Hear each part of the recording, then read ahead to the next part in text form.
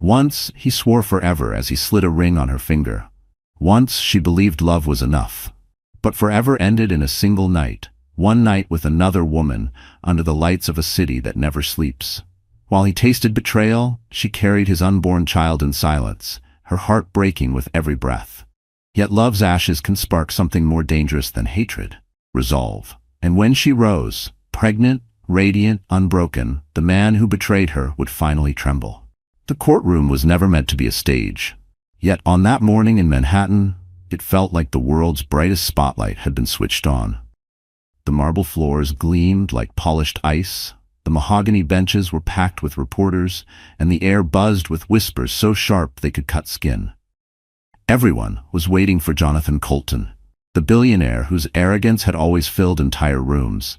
They waited to see his victory dance as he prepared to discard his wife like yesterday's newspaper.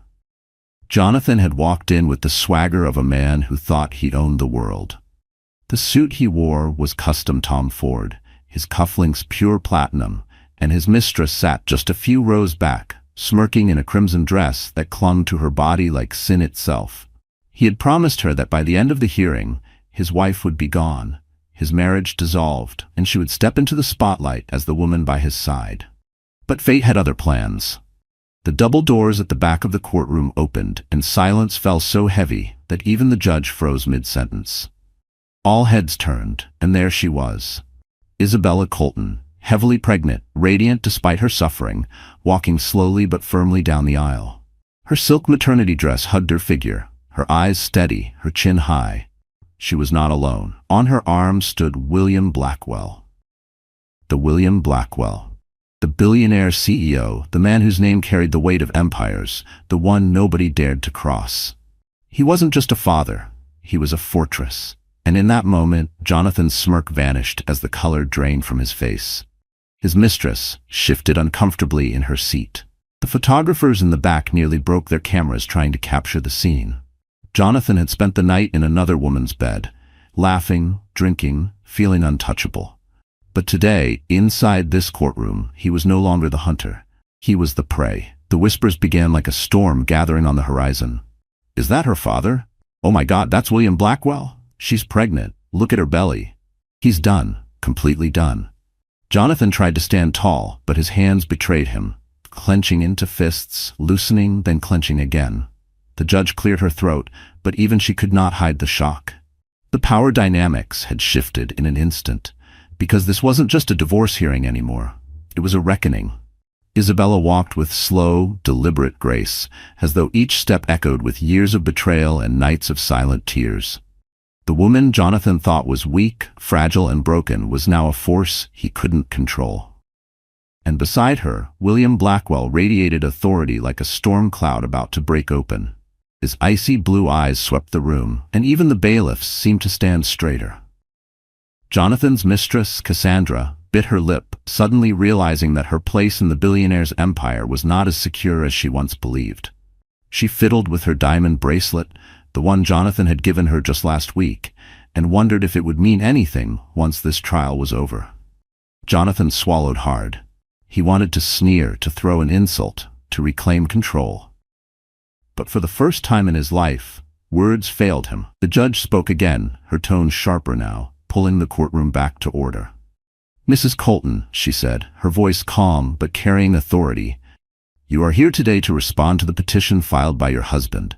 Do you wish to proceed with your own counsel?"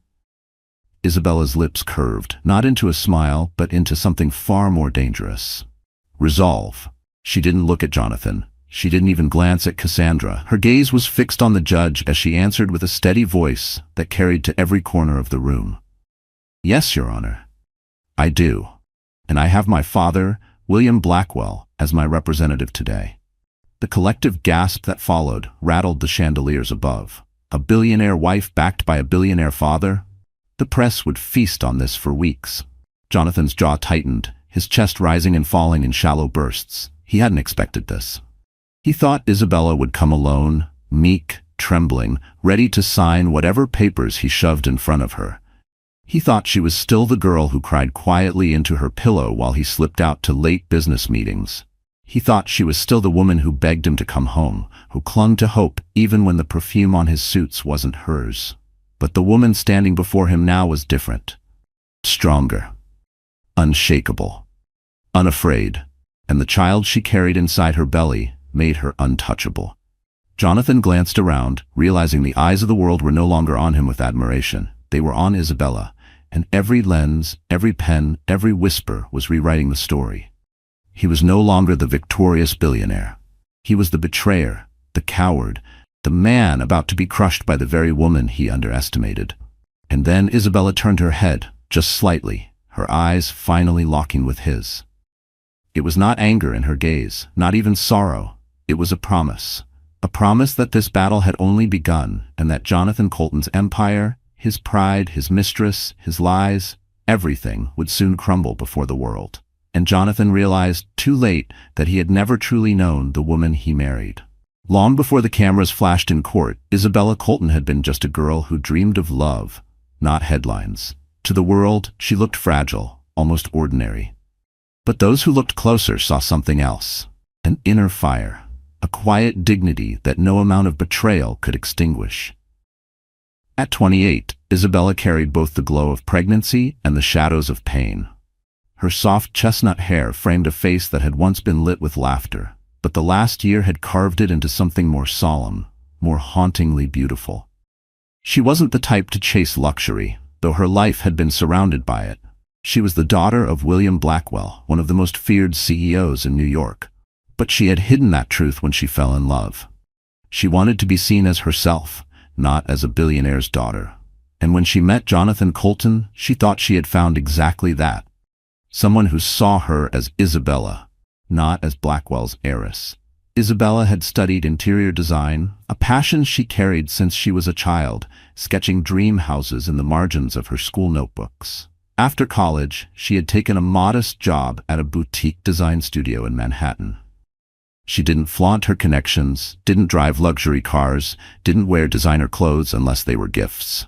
She wanted normalcy, peace, a life she could call her own. Jonathan had swept into her world like a storm she couldn't resist. He was older, confident, ambitious, the kind of man who could make a room bend around his presence. At first, she thought his confidence was protection. He made her feel chosen, special, adored. Their whirlwind romance turned into marriage within a year, and Isabella believed she had found her happily ever after. For a while, it felt true. Jonathan spoiled her with flowers, whispered promises, and endless talk of the empire they would build together. He brushed her hair behind her ears at night, rubbed her feet when she was tired, kissed her forehead like she was the most precious thing in the world. Isabella told herself she was the luckiest woman alive. But love, built on illusions, never lasts. Slowly the cracks appeared. Jonathan became busier, hungrier for power, more restless. He stayed out late, dismissing her worries with sharp words. He traveled more, explaining it away as business. The perfume on his suits, the lipstick stains on his shirts, the hollow excuses, they all became shadows she tried desperately to ignore. When she found out she was pregnant, Isabella's heart had soared. She believed the baby would change everything, that Jonathan would come back to her, that love would win. She spent nights decorating the nursery, carefully painting the walls, folding tiny onesies into drawers, imagining the family they would become. But Jonathan only grew colder. The man who once brought her roses began mocking her for looking tired. The man who once held her hand in public stopped touching her altogether. And one night, she saw him, arm in arm with Cassandra Monroe, his mistress, at a gala he had promised was strictly business. Her world shattered. Isabella wept quietly that night, holding her belly, whispering apologies to the life growing inside her. She felt weak, discarded, invisible. But she wasn't alone, because her father, William Blackwell, had been watching from the shadows. Though estranged for years, he knew his daughter's pain, and the sight of his only child humiliated and betrayed lit a fury inside him. He was a man known for crushing rivals in boardrooms, for building empires out of stone and steel, but when it came to Isabella, he was a father first. When Isabella finally gathered the courage to confess everything, the lies, the mistress, the loneliness, William didn't hesitate. He didn't scold her for hiding her true background. He didn't tell her she was foolish for falling in love. He simply took her hands, looked her in the eye, and said, "You don't have to fight this alone anymore." For the first time in months, Isabella felt hope. Pregnancy had made her body heavy, but it also made her spirit strong. Every kick from the baby reminded her she wasn't just fighting for herself, she was fighting for her child's future. And with her father by her side, she realized she had more power than Jonathan could ever imagine. The transformation began quietly. Isabella no longer cried into her pillow. She no longer begged Jonathan for attention. Instead, she began to plan. She documented every betrayal, saved every message, every photo. She leaned on her father's legal team, the most ruthless in Manhattan. She prepared herself for battle, not with screams or tears, but with calm, deliberate resolve. Still, at night, when she lay in bed, she remembered the girl she used to be. The girl who believed in fairy tales, who thought love could conquer anything. That girl was gone now. In her place stood a woman forged by betrayal, carrying life inside her, backed by an empire. And yet, despite everything, Isabella's heart had not turned to stone. She still loved. Not Jonathan. Not anymore. But she loved her child, fiercely, with a devotion that made her unstoppable. She loved the memory of her mother, who had once told her, "Strength doesn't always roar, Isabella. Sometimes it whispers, sometimes it walks into a room quietly, and changes everything." She was ready to change everything. The day of the court hearing, Isabella rose early. She stood before the mirror, one hand on her swollen belly, the other brushing away the last tears she would ever shed for Jonathan Colton. She wore a pale blue dress that glowed against her skin, chosen not for fashion but for dignity. She wanted the world to see her as she was, a mother, a fighter, a woman who would not be silenced. When William Blackwell arrived to escort her, she felt a surge of courage she hadn't known she still had. His presence was not just protection, it was a declaration. The world would see that she was not abandoned, not weak, not broken.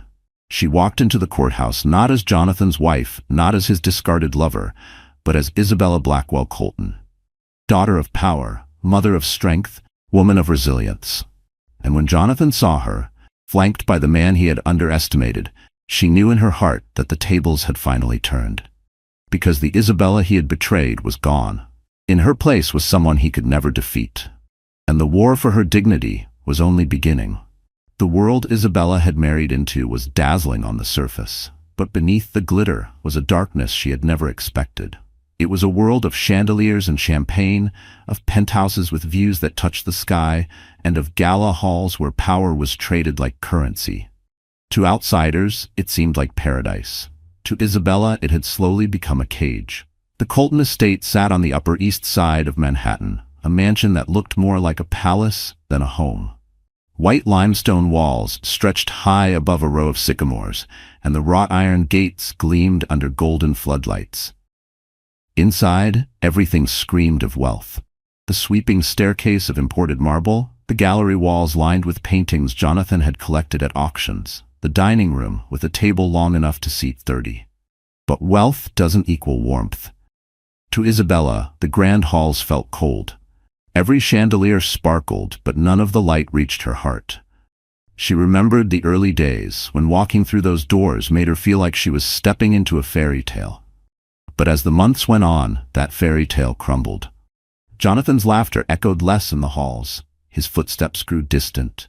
And when he did appear, it was often in a rush, barking phone calls into the air or brushing past her with a distracted kiss. The penthouse office was his true kingdom. Floor-to-ceiling windows overlooked Central Park, the skyline stretching endlessly. It was there Jonathan met with investors, charmed board members, and planned the next deal that would expand his empire. It was also there that Isabella noticed the first signs of betrayal. Lipstick on glasses after late meetings, perfume lingering in the air, a second phone hidden in the drawer. But the setting that revealed the truth most brutally wasn't their home. It was the gala. The Bright Futures Charity Gala was the crown jewel of Manhattan's social calendar. Every year, hundreds of the city's most powerful figures gathered beneath crystal chandeliers at the Grand Metropolitan Hotel. The ballroom glittered with sequins and diamonds, every guest dressed like royalty. Waiters in white gloves floated across the floor with trays of champagne, while a live orchestra filled the room with music as smooth as velvet. It was here, amid the dazzle of New York's elite, that Jonathan Colton decided to flaunt his mistress. Isabella had chosen not to attend that year. At 6 months pregnant, she felt uncomfortable in her own skin, and Jonathan had assured her, "It's just business, darling. Investors expect me to show up. Rest at home. You need it." She believed him. Or perhaps deep down, she wanted to believe him. But when the photos hit the tabloids the next morning, her world tilted. There he was, in a black tuxedo, his arm wrapped around Cassandra Monroe, the young woman whose presence had already haunted Isabella's nights. Cassandra wore a scarlet gown cut daringly low, her hand resting possessively on Jonathan's chest, as though she had already claimed him. The headline burned itself into Isabella's memory. "Billionaire Jonathan Colton stuns at gala with mysterious beauty. Where was his wife?" The betrayal wasn't whispered in shadows anymore. It was public, flaunted under chandeliers and camera flashes. Jonathan had chosen the gala, the very heart of their social circle, to humiliate her, and the world noticed. The Blackwells had always lived adjacent to this glittering world, but William Blackwell rarely indulged in such displays. To him, money wasn't for champagne and chandeliers, it was for building empires. But when he saw those photos, rage unlike any boardroom battle coursed through him. His daughter had been paraded as a ghost, her absence mocked, her dignity stripped in front of people who once shook her hand with respect. Meanwhile, Jonathan basked in the attention. The gala had been his stage, and he had relished every second. Cassandra laughed at his jokes, whispered in his ear, kissed his cheek while photographers clicked away. The investors had smirked, some amused, some scandalized, but Jonathan thought himself untouchable. He thought the empire he had built, the billions in his name, gave him the right to discard his pregnant wife like a forgotten accessory. But he hadn't counted on the storm that was building in the shadows. For Isabella, the humiliation cut deeper than anything before. She sat in her bedroom that night, the nursery half finished down the hall, staring at the glowing city skyline outside her window. She felt trapped, surrounded by a glittering world that wasn't hers, suffocated by chandeliers that now mocked her. She had loved Jonathan in that same ballroom once, at an earlier gala, when he had held her hand and whispered that she was the only woman in the room. And now that memory twisted like a knife. The main setting of their lives, the penthouse, the galas, the courtrooms, was a theater of power. It was designed to make people like Jonathan feel invincible. But Isabella knew something Jonathan didn't. She knew that even the grandest ballroom could become a battlefield. And she was no longer afraid of stepping into the light. The court hearing was scheduled at the New York Supreme Courthouse, an austere building with Corinthian columns and a history of drama older than Jonathan's fortune. The marble steps had seen kings of finance brought to their knees, had heard the echoes of scandals that once shook the city. And now it would host the downfall of Jonathan Colton. On the morning of the hearing, the courthouse itself became the main stage. Reporters gathered on the steps, cameras flashing, microphones ready. The whispers of betrayal had reached every corner of Manhattan, and everyone wanted to witness the showdown. Was the wife truly broken? Would Jonathan walk free with his mistress at his side? Or would something else, something bigger, unfold? Inside, the atmosphere was thick with anticipation. The high ceiling arched above like a cathedral, sunlight streaming through tall windows and casting dramatic shadows across the room. The wooden benches creaked as the city's elite settled in, ready to watch the drama of the year. Even the air smelled charged, of paper, leather, and nerves. And it was there, in that hallowed courtroom, that the contrast of worlds collided. Jonathan's arrogance against Isabella's quiet strength, his mistress's smirk against the steady hand of William Blackwell, the glamorous galas and penthouses against the raw truth of justice. This setting wasn't just the backdrop of their story.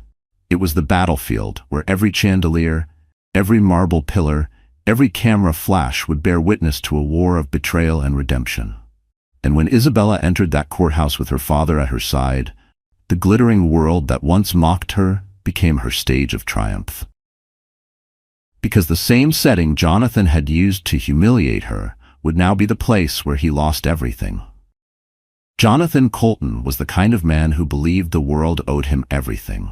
Born into nothing, he had clawed his way up the corporate ladder with charm, ruthlessness, and a smile that could mask daggers.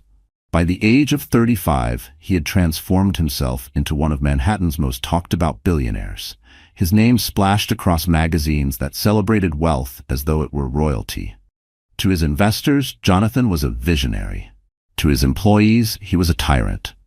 To Isabella, he had once been a husband, but in truth he was a man who could never be satisfied, not with success, not with power, not even with love.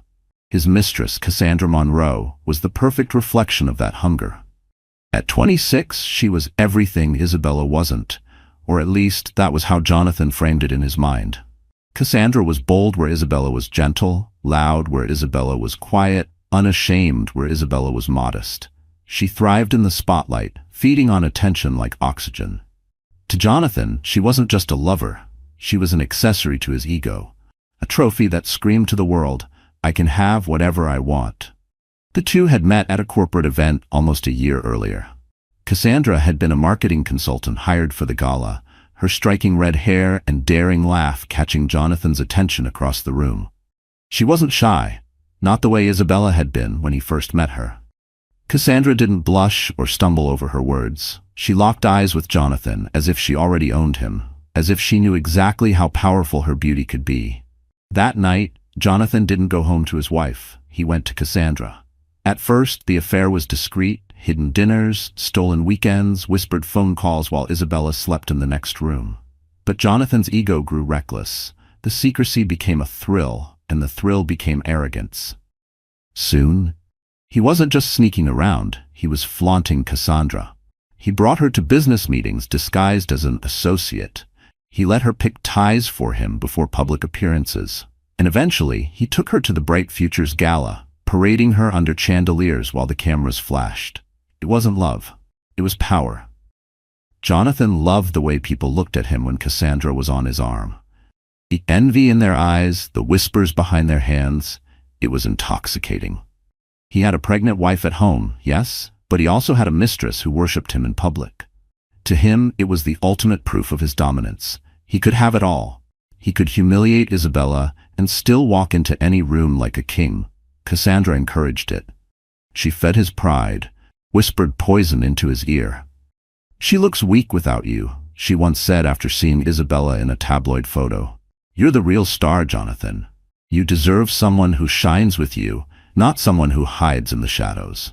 Jonathan lapped it up. He began to see Isabella not as the woman he once loved, but as a burden, quiet, unglamorous, pregnant, inconvenient.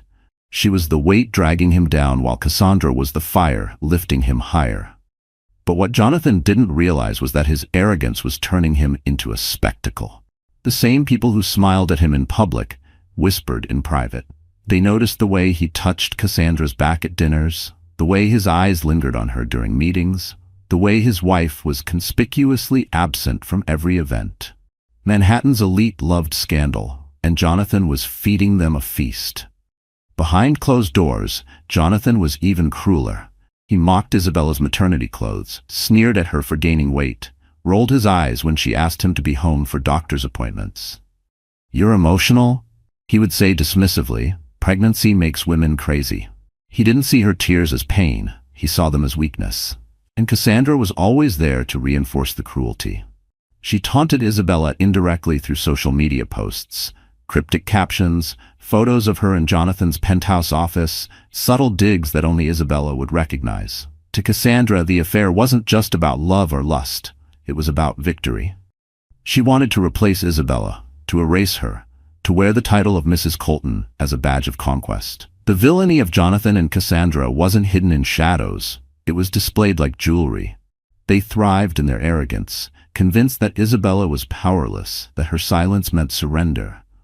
Jonathan believed his billions could buy him freedom from consequences, that his name and influence could erase any scandal. Cassandra believed youth and beauty were enough to secure her throne at his side. But villains always forget one thing: arrogance blinds. Jonathan underestimated Isabella. He saw her quiet nature as fragility, not strength. He thought her tears meant she was broken, not that she was gathering herself for battle. He mistook her silence for surrender, never realizing it was strategy. And Cassandra, so smug in her stolen spotlight, never imagined that the woman she mocked would walk into a courtroom with a power far greater than Jonathan's billions. Jonathan's downfall began the night before the hearing, though he didn't know it. He had spent the evening with Cassandra at a penthouse suite downtown, indulging in champagne and laughter, boasting about how tomorrow would finally rid him of his wife. "She'll sign the papers without a fight," he bragged, kissing Cassandra's neck. "And then, nothing will stop us." But fate has a cruel sense of timing. As Jonathan slept off his indulgence, Isabella prepared her entrance with William Blackwell. She wasn't coming to sign away her dignity. She was coming to reclaim it.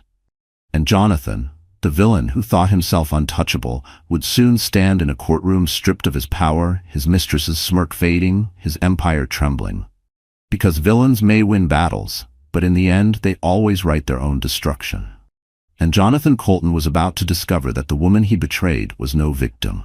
She was the storm he could never control. It began with whispers, but it didn't stay that way for long. Manhattan thrives on scandal, the way a body thrives on oxygen. And Jonathan Colton had given the city a scandal too delicious to ignore. The gala photographs had been only the beginning. Soon, the betrayal wasn't just a rumor tucked in society columns. It was the headlines splashed across glossy magazines and whispered through every cocktail party on the Upper East Side. Billionaire Jonathan Colton seen with red-haired beauty at gala, pregnant wife absent. That one headline had been enough to ignite the fire. But the photos that followed poured gasoline on the flames. Jonathan and Cassandra were spotted at restaurants, slipping into hotels, strolling hand-in-hand down Fifth Avenue as though they were invincible. The paparazzi lenses captured every smirk, every stolen kiss, every cruel reminder that Isabella, 6 months pregnant, was nowhere in sight. For Isabella, the betrayal wasn't just personal anymore. It was public property. She could no longer walk into a cafe without feeling eyes on her. She could no longer flip through a magazine without seeing Cassandra's smug face smiling back at her. Even the doorman at her building, once warm and polite, now looked at her with pity in his eyes. That was the worst part. Not the whispers of betrayal, not the humiliation of her husband's affair, but the pity. People looked at her as though she were fragile glass about to shatter. One afternoon, Isabella had ventured into a boutique on Madison Avenue, determined to buy herself a dress that would make her feel beautiful again, if only for a moment. As she slipped into a pale lavender gown, the sales associate's phone buzzed with a notification. She didn't mean to look, but the image on the screen was unmistakable. Jonathan, his hand on Cassandra's waist, leaving a downtown restaurant the night before. The caption read, "Love in the city. Jonathan Colton can't hide his passion for his new flame." Isabella froze in the mirror, the lavender gown hanging off her body like a cruel joke. She pressed her hands to her swollen belly, tears threatening to spill, and whispered, "I'm sorry, baby." She wasn't apologizing for Jonathan's betrayal. She was apologizing for believing, for hoping, for staying. But the humiliation reached its peak at the charity luncheon 2 weeks before the court hearing. Isabella hadn't planned to attend. It was a luncheon she and Jonathan had once co-hosted, a yearly tradition meant to raise funds for children's hospitals. But her father had insisted. "You cannot hide, Isabella. If you do, you let him write the story. Go. Hold your head high." She went. She wore a simple cream dress that skimmed over her belly, her hair pulled back in a low chignon. She walked into the ballroom on trembling legs, forcing herself to meet the gazes of the women who had once been her friends. Some smiled with sympathy. Others avoided her entirely, as though betrayal were contagious. And then Jonathan arrived. He strode into the luncheon as though he owned it, his arm firmly around Cassandra's waist. She glittered in a sapphire blue dress, her laughter echoing across the marble hall. The sight of them together was like a blade twisting inside Isabella's chest. She gripped her glass of water tighter, the condensation dripping down her fingers. The room buzzed with whispers. Some tried to pretend nothing was happening, that it was business as usual. But the stares followed Isabella everywhere she turned. She felt the heat rising in her face, the suffocating weight of humiliation pressing down. It was Cassandra who delivered the final blow. As Isabella made her way toward the exit, Cassandra deliberately stepped into her path. With a smile sharp enough to cut glass, she looked down at Isabella's belly, then back up into her eyes. "You look tired," she said sweetly, her voice loud enough for the nearby crowd to hear. "Pregnancy doesn't suit everyone, I guess?" The laughter that followed, soft, stifled, cruel, burned hotter than fire. Jonathan said nothing. He didn't even glance at Isabella. He simply tightened his arm around Cassandra and guided her past, his eyes fixed ahead as though his pregnant wife were invisible. In that moment, Isabella nearly broke. She stumbled into the hallway, her chest heaving, her vision blurred by tears she refused to let fall. She wanted to scream, to collapse, to let the pain consume her. But then she felt it. The tiny flutter in her belly, the soft reminder of life growing inside her. Her baby. Her child. And she remembered her father's words. "You cannot hide. If you do, you let him write the story." That night, Isabella sat in the nursery, staring at the unfinished crib. She had painted one side of it a soft pastel blue, her brushstrokes trembling as she fought back sobs. But instead of giving in to despair, she made a choice. She picked up her phone, called her father, and said 3 words that changed everything. "I'm ready now." The next morning, William Blackwell's legal team descended like a storm. They gathered documents, financial records, photographs, everything they needed to build a case. Isabella handed over Jonathan's secret phone, every text message and photo she had quietly collected. She signed papers with steady hands, her belly pressing against the table, her eyes blazing with a strength she hadn't felt in months.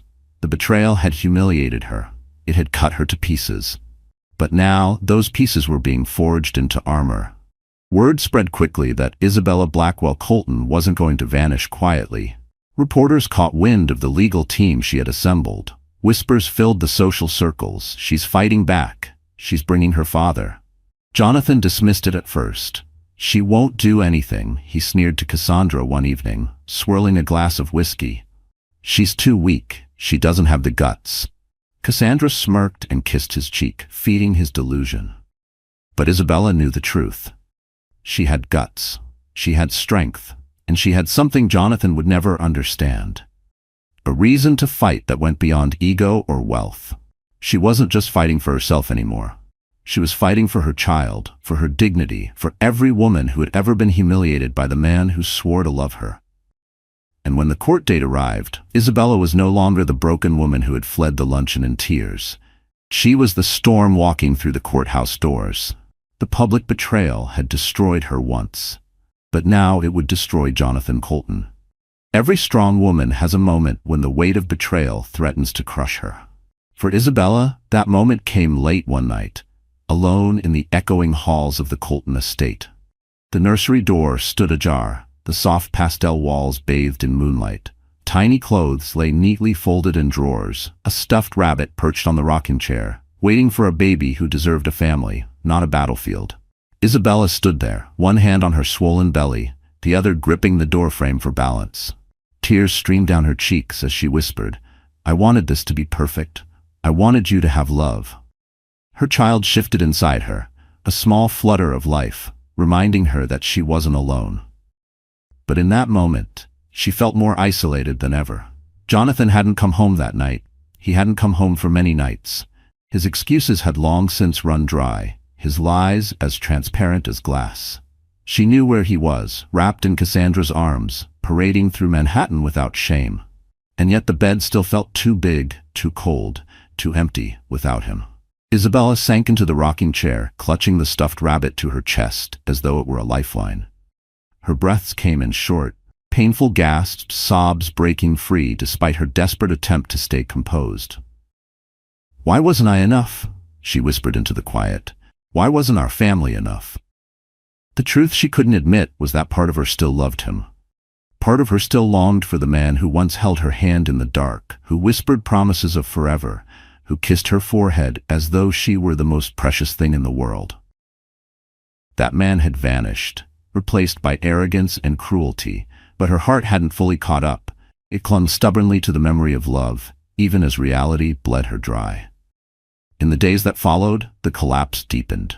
Isabella stopped leaving the house. The curtains remained drawn, Sunlight shut out as though she could hide from the world. Food lost its taste. Sleep became fitful, plagued by nightmares of Jonathan's laughter tangled with Cassandra's. Her father visited often, his presence steady, his words encouraging.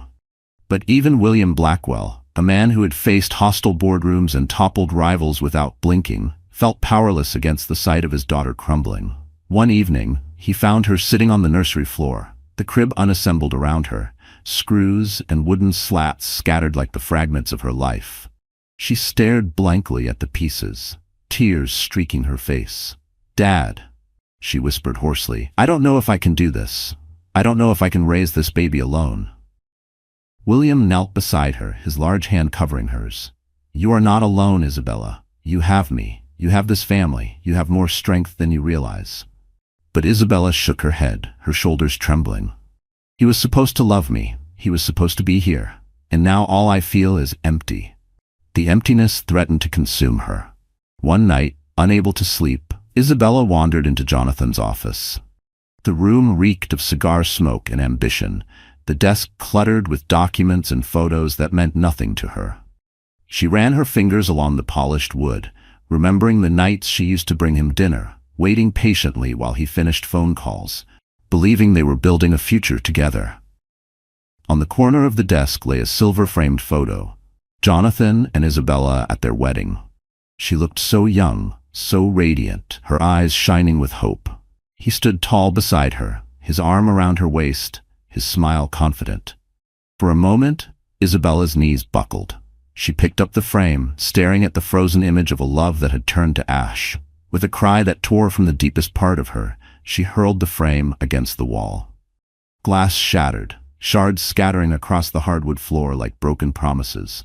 She collapsed to her knees, sobbing into her hands, the sound echoing through the empty office. "How could you do this to me? To us?" The spiral was relentless. Even her body seemed to betray her. Nausea stronger, fatigue heavier, back pain gnawing at her every step. Pregnancy was supposed to be a time of joy, of anticipation. Instead, it became a reminder of her abandonment, a physical weight pressing down on her spirit.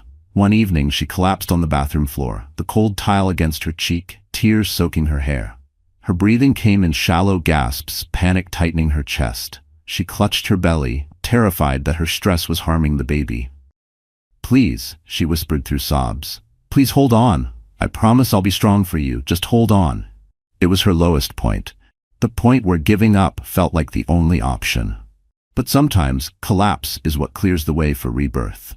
As she lay there, trembling and broken, Isabella remembered her mother's voice, a memory so vivid it felt like a ghost in the room. "Strength doesn't always roar, Isabella. Sometimes it whispers. Sometimes it's simply standing back up." She wiped her tears with shaking hands. Slowly, painfully, she pushed herself off the cold floor. She stood, wobbling, but she stood. She looked in the mirror, her eyes red and swollen, her cheeks pale, but her reflection told a story she couldn't ignore. She wasn't just a betrayed wife. She wasn't just a victim. She was a mother. And mothers don't surrender. That realization became the first thread of hope weaving its way back into her soul. She picked up the scattered screws in the nursery the next morning. Piece by piece, she assembled the crib, her hands steady despite her exhaustion. Each turn of the screwdriver felt symbolic, a small act of defiance against despair. When the crib stood complete, she sat beside it, her belly rising and falling with each breath, and whispered, "We're gonna be okay, I promise." Her father arrived later that day to find her standing taller, her eyes clearer. The collapse had not destroyed her, it had forged her. William saw it instantly. "That's my girl," he said softly, pride breaking through his usual sternness. Isabella wasn't healed overnight. She still cried some nights. She still ached when she saw Jonathan's face on a magazine cover. But the collapse had burned away the illusion of weakness. What remained was something stronger than steel. And Jonathan, in his arrogance, would never see it coming, because the woman he thought was broken beyond repair was now preparing to rise, and when she did, she would bring him to his knees. The collapse had nearly ended her.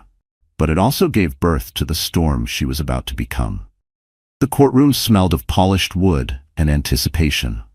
Jonathan sat at the front, shoulders back, jaw tight, wearing the mask of a man who thought victory was already his.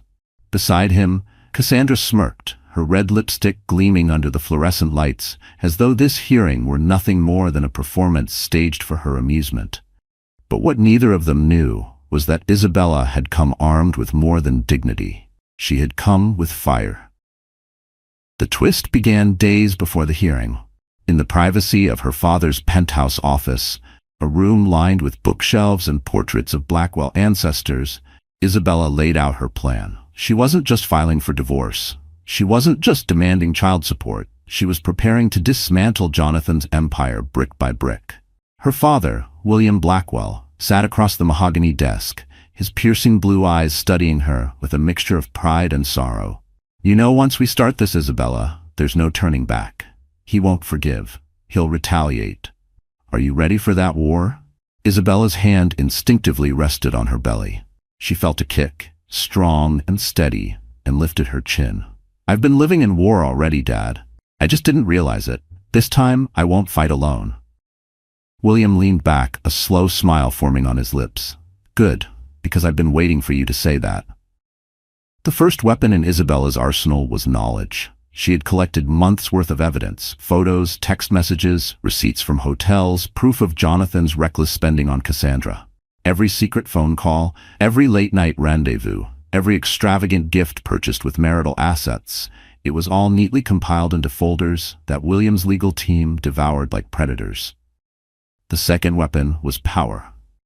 Jonathan believed he was untouchable because of his wealth, but what he failed to consider was that William Blackwell's empire dwarfed his.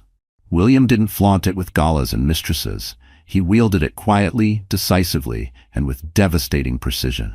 When the Blackwells entered a courtroom, they didn't just fight, they conquered. And the third weapon was a prenup. Jonathan had insisted on it before the marriage, smug in his belief that he was protecting himself from a gold digger. Isabella, blinded by love, had signed without hesitation.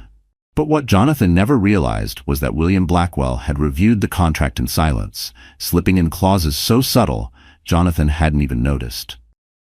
Clauses that now gave Isabella the upper hand. On the morning of the hearing, Isabella walked into the courthouse flanked by her father and his legal team. Cameras flashed, reporters shouted her name, microphones jutted forward. For months, she had been invisible, erased by Jonathan's arrogance. But now, every eye was on her. She was no longer the victim. They saw it instantly. She was the storm. Jonathan's face drained of color the moment he saw William Blackwell. The older man's presence was like a thundercloud rolling into the room, heavy and unyielding. He didn't need to speak to command authority. His reputation spoke for him. And when he placed his hand protectively on Isabella's shoulder, Jonathan's composure cracked. The judge called the room to order, her gavel striking sharply. "Mr. and Mrs. Colton, we are here today to proceed with your divorce petition. Counsel, please state your appearances." Jonathan's attorney rose first, polished and confident. Richard Evans, representing Mr. Colton. Then William stood, not a lawyer, but a titan. "William Blackwell, representing my daughter Isabella." The collective gasp from the gallery was deafening. Reporters scribbled furiously. Jonathan's mistress shifted in her seat, her smirk faltering for the first time. The battle began with Jonathan's attorney attempting to paint Isabella as fragile, dependent, a woman who could not survive without Jonathan's fortune. "She lived in luxury because of my client," Evans declared. "She had everything she wanted, yet she chose to abandon him during the most crucial years of his business. We asked for a swift dissolution with limited compensation." But William was ready. He rose slowly, his voice calm but lethal. "Everything she wanted? My daughter wanted a husband who respected her. Instead, she got betrayal, abandonment, and public humiliation while carrying his child. And as for luxury, let us not forget, Jonathan Colton's so-called empire began with Blackwell funding. Without us, he would still be hustling deals out of a rented office." Jonathan flinched. Cassandra's nails dug into his arm. And then Isabella spoke. For the first time, she rose to her feet, her hands steady despite the tremor in her heart. "Your Honor," she said, her voice clear, "this isn't just about divorce. This is about dignity. My husband did not simply betray me in private. He made a spectacle of it. He paraded his mistress while I carried his child. I have evidence to prove his misconduct, not just against me but against our marriage contract. She handed a folder to the bailiff. Inside were photos, texts, receipts, all the proof of Jonathan's arrogance. The judge flipped through the documents, her brow furrowing deeper with each page. Jonathan shifted uncomfortably. "Those don't mean anything," he snapped. "Every man." "Every man?" William interrupted sharply. His voice cut like steel. "Every man doesn't abandon his pregnant wife to flaunt a mistress under chandeliers. Every man doesn't siphon marital assets to buy diamonds for another woman. Don't confuse your moral failure with manhood, Jonathan." The courtroom erupted in murmurs. Jonathan's face flushed crimson. But the final twist came when William slid another document across the table. "The prenup," Jonathan sneered. "That protects me, not her." William's eyes gleamed coldly. "You should have read it more carefully. Section 14, paragraph 2. In the event of adultery, the faithful spouse retains controlling interest in all joint assets as well as custody rights. Signed by you, witnessed by 2 attorneys. The judge adjusted her glasses, scanning the clause. Her gavel struck once. "It's valid." Jonathan's mouth fell open. Cassandra paled. The press scribbled frantically. In that instant, the balance of power shifted entirely. Isabella, once humiliated, once pitied, now stood victorious. The evidence, the prenup, the presence of William Blackwell, it was all a carefully orchestrated symphony of justice. Jonathan slumped in his chair, his bravado collapsing under the weight of his own arrogance. Cassandra's smirk was gone, replaced with a mask of fear. The gallery buzzed, the whispers now celebratory, even awed. And Isabella? She sat tall, her hand resting on her belly, her eyes calm and resolute. She didn't gloat, she didn't sneer. She simply met Jonathan's gaze with the quiet strength of a woman who had been broken, rebuilt, and reborn. The twist was complete. The betrayed wife was no longer prey. She was the storm that had just begun to roar. The morning after the prenup revelation, New York woke up buzzing. Headlines screamed across every front page. Jonathan Colton blindsided in court, wife and Blackwell empire strike back. Pregnant heiress Isabella Blackwell stuns courtroom with power move. The story was everywhere. Isabella, who had been invisible for months, was suddenly the city's most talked about woman.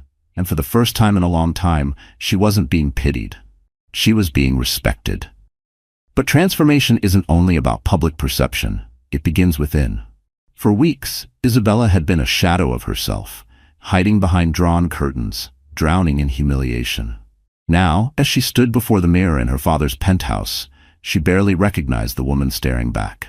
Her eyes were sharper, her shoulders straighter, her presence commanding in a way she had never imagined. Her stylist, a woman named Marissa, who had worked with celebrities and CEOs' wives, hovered behind her, adjusting the hem of a tailored black dress. "You don't need sequins or diamonds," Marissa murmured.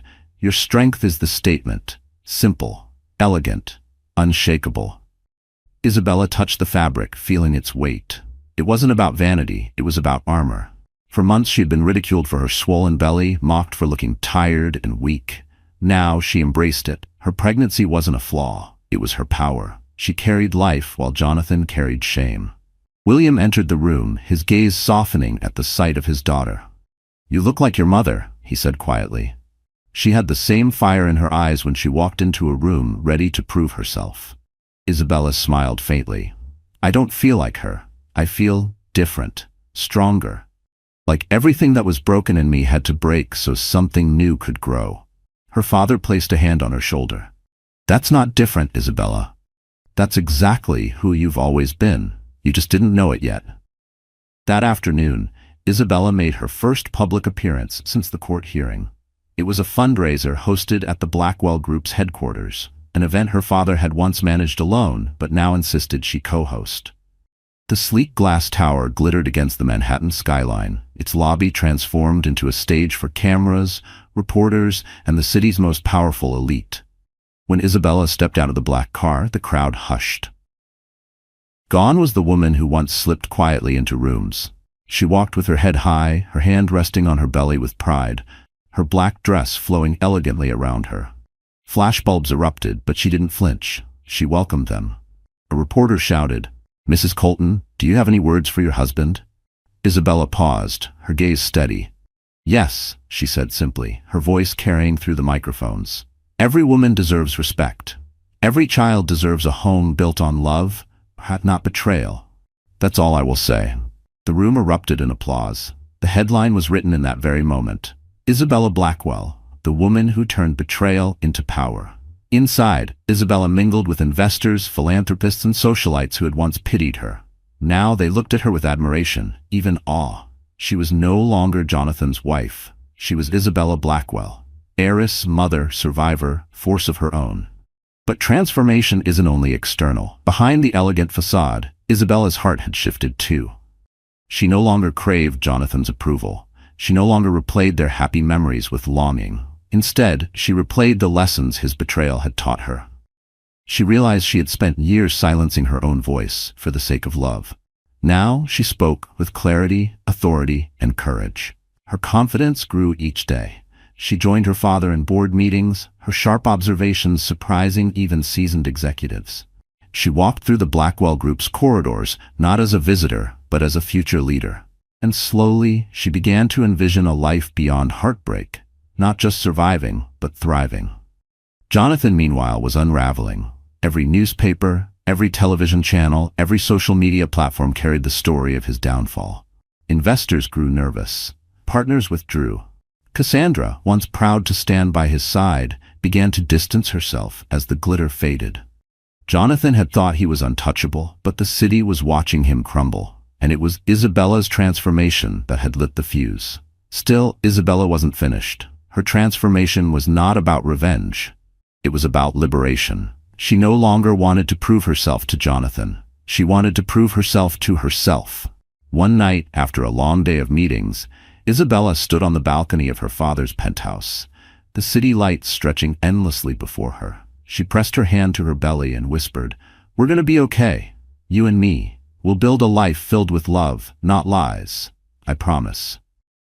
The baby kicked as if answering her. The transformation was complete. She wasn't just a wife betrayed. She wasn't just a daughter protected. She was a woman reborn, carrying life and strength in equal measure. And the city wasn't just watching anymore. It was cheering.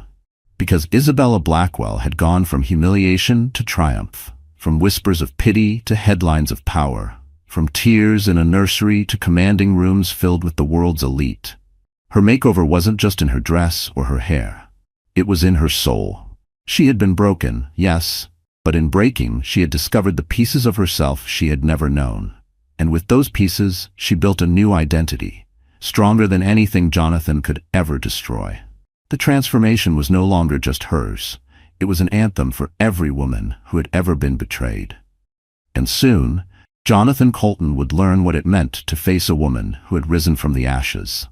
The ballroom glittered like a jewel box. Chandeliers dripped crystal light, violins played softly in the background, and Manhattan's elite filled the air with chatter and champagne laughter. It was the annual Empire Business Awards Gala, a night meant to honor the city's most powerful, a night Jonathan Colton believed would restore his reputation. He had pulled every string he could to ensure his nomination for Entrepreneur of the Year.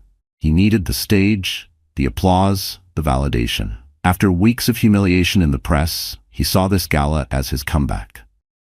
Cassandra clung to his arm, her sapphire gown daring, her smile sharp. Together, they walked into the room as though nothing had happened, as though the scandal hadn't reduced Jonathan's empire to ashes. But tonight, the stage belonged to someone else. When Isabella entered, the air shifted. Heads turned. Conversations stopped mid-sentence. She was radiant in an emerald gown that hugged her pregnant form like a crown jewel, her hair swept elegantly back, her presence commanding. At her side was William Blackwell, his imposing figure radiating silent power. Reporters surged forward, cameras flashing furiously. The whispers flew across the room. She came. She actually came. Jonathan's smug smile faltered. His drink trembled in his hand. Cassandra's nails dug into his arm, her eyes darting nervously. The evening unfolded with its usual pomp, awards, speeches, applause. Jonathan sat stiffly, waiting for his moment, clinging to the illusion that this night would be his redemption. But as the presenter approached the podium, Isabella rose from her seat. "Excuse me," her voice rang out, calm yet commanding. The microphone caught it, and suddenly the entire ballroom fell silent. She walked gracefully to the stage, every eye following her. When she stood at the podium, the emerald fabric shimmering under the lights, she looked not like a broken wife, but like a queen reclaiming her throne. "Good evening," she began, her voice steady. "I hadn't planned to speak tonight, but I realized something as I sat here watching this celebration of success. Success is not measured in dollars. It is not measured in power or even applause. True success is measured in integrity. And integrity," she paused, her gaze locking onto Jonathan, "cannot be bought." A ripple went through the crowd. Jonathan shifted uncomfortably, his jaw clenched. Isabella continued, her words precise, deliberate. "Some of you know me as Isabella Colton, the wife who disappeared from these galas, the woman whispered about in tabloids. But I am not that woman anymore. I am Isabella Blackwell, daughter, mother, and a woman who refuses to be silenced." The room erupted in applause. Jonathan's face burned red. She lifted a folder from the podium. "In this folder," she said clearly, "is evidence of what happens when arrogance blinds men into believing they are untouchable. Affairs, fraud, assets siphoned from a marriage to fund a mistress's wardrobe. Documents signed with careless hands. For months I carried the shame of someone else's betrayal. Tonight, I return that shame to its rightful owner." Gasps filled the room. Cameras zoomed in. Cassandra paled, her painted smile cracking. Jonathan half rose from his chair, his voice breaking. "This is slander." "Sit down, Jonathan," William's voice thundered from the front row. The command silenced him instantly. Isabella's eyes never wavered. "This isn't slander. This is truth. And the truth is simple. You cannot build an empire on lies and expect it to stand. My husband forgot that. He believed wealth excused betrayal, that mistresses could replace vows, that humiliation could break me. He was wrong." The crowd erupted again, applause shaking the chandeliers. Some stood, clapping with admiration. Others leaned forward hungrily, thrilled by the spectacle. Cassandra, desperate, grabbed Jonathan's arm. "Do something," she hissed. But Jonathan was frozen, his mask of control shattered. Isabella wasn't finished. She leaned closer to the microphone, her voice dropping to a calm, devastating softness. "To every woman who has ever been betrayed, hear me. You are not weak. You are not invisible. Betrayal does not define you, it reveals them. And sometimes the best revenge is simply standing tall while they crumble at your feet." The words struck like a hammer. The room roared with applause, louder than anything Jonathan could have hoped for. Reporters scrambled, capturing every second. The story was no longer Jonathan's comeback. It was Isabella's victory. Jonathan rose to his feet, his voice trembling with rage. "You'll regret this, Isabella." But Isabella turned, her emerald gown sweeping behind her, and met his eyes one final time. "No, Jonathan, the only one who will regret anything is you." The spotlight followed her as she descended the stage, her father rising to meet her, pride blazing in his eyes. The cameras captured the moment, the image that would dominate headlines for weeks. Isabella Blackwell, pregnant and powerful, walking away from her husband's downfall with her head held high. Behind her, Jonathan slumped back into his chair, the weight of humiliation crushing him. Cassandra's hand slipped from his arm, her eyes darting to the exits. The empire he had tried to rebuild that night collapsed in a single speech, not with numbers or contracts, but with truth spoken by the woman he thought he had destroyed. The gala ended, but the echoes of Isabella's revenge lingered long after. Reporters ran her quotes across the globe. Women wrote letters of admiration. Investors once loyal to Jonathan fled to the Blackwells. And Jonathan, once the king of Manhattan, found himself dethroned by the very woman he had underestimated. Revenge didn't need poison or violence. It only needed a stage, the truth, and a woman strong enough to speak it. And Isabella had spoken it for the world to hear. That night, Jonathan Colton's empire died, but Isabella Blackwell's legend was born. The weeks after the gala unfolded like a storybook written by fate itself. For Jonathan Colton, the downfall was swift and merciless. His empire, once envied, began to crumble as investors withdrew and partners severed ties. The media, relentless in its hunger for scandal, devoured every detail of his collapse. Each day brought new headlines. Colton Industries in crisis, stock value plummets. Mistress Cassandra Monroe cuts ties amid scandal. Jonathan Colton faces investigation for financial misconduct. He had wanted the spotlight, but now it burned him alive. Cassandra, The woman he once paraded like a trophy vanished almost overnight. Rumors swirled that she had taken the last of Jonathan's gifts, diamonds, handbags, cash, and fled to Europe. Without her glittering presence, Jonathan looked smaller, weaker, like a king stripped of his crown. Meanwhile, Isabella's life was transforming in ways she had once thought impossible.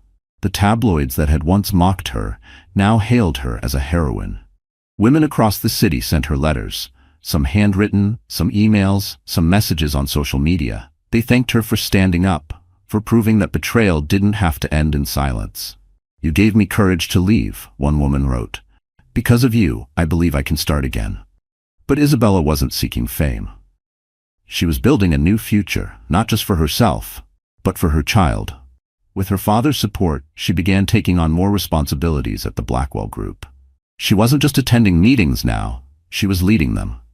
Her calm yet firm voice carried weight. Her decisions impressed even the most seasoned executives. She had discovered a talent for strategy, for leadership, for commanding respect without demanding it. And slowly, she realized something profound. Jonathan's betrayal had not destroyed her life. It had redirected it. The nursery that had once been filled with tears and despair was now filled with hope. Isabella spent her evenings painting soft murals on the walls. Stars, clouds, gentle animals. She wanted her baby to wake each morning surrounded by beauty, by a reminder that life was still good, still full of love. Her father often joined her, assembling furniture or reading aloud from business reports as she painted. They laughed together, sometimes cried together, but through it all, they grew closer than ever. For William Blackwell, protecting his daughter had become his greatest achievement. And for Isabella, discovering her own strength had become her greatest gift. Jonathan tried to fight back, of course. He filed appeals, demanded settlements, attempted to salvage his name. But every effort fell flat. The prenup was ironclad. The evidence of his misconduct was overwhelming. The judge granted Isabella full custody, controlling interest in their joint assets, and freedom from the man who had caused her so much pain. On the day the divorce was finalized, Isabella walked out of the courthouse with her father at her side.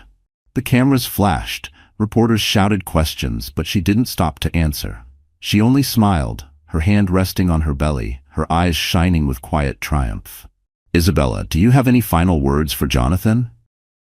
One reporter called. She paused at the courthouse steps, her emerald coat fluttering in the winter breeze. She turned just enough for the cameras to capture her expression, calm, serene, unshakable. "Yes," she said softly. "I wish him well. May he finally learn what true success means." The crowd erupted with admiration. The message was clear. She didn't need vengeance anymore. She had already won. Months later, on a spring morning filled with sunlight, Isabella gave birth to a healthy baby boy. The hospital room filled with laughter and tears, as William held his grandson for the first time, his rough hands trembling with tenderness. Isabella gazed down at her child, her heart overflowing. "Welcome to the world, little one," she whispered. "You are my strength, my reason, my everything." She named him Alexander, after her mother's father, a man known for his honor. Life after Jonathan wasn't easy. There were nights of exhaustion, moments of doubt, challenges that tested her. But every time she looked into Alexander's eyes, she remembered why she had fought, why she had risen, why she had survived. Her public role grew too.